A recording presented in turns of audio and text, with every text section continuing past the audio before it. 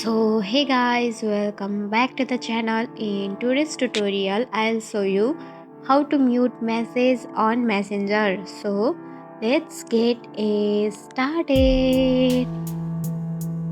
At first, make sure you have the Messenger app downloaded from Google Play Store or App Store, and also make sure that you have logged into your account. So let's open it and see. This is the inbox of your Messenger, and to mute a message you should have to tap on message which you want to mute. Then you can simply see the option of mute. So tap on it, then choose option if you want to mute only message notification or only call notification. Either you want to mute both of them, so I'm tapping on mute message and calls notifications. Then tap on OK.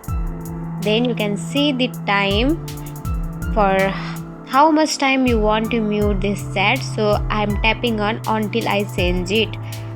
So tap on OK. Now see, this message has been muted successfully on Messenger, and that's it.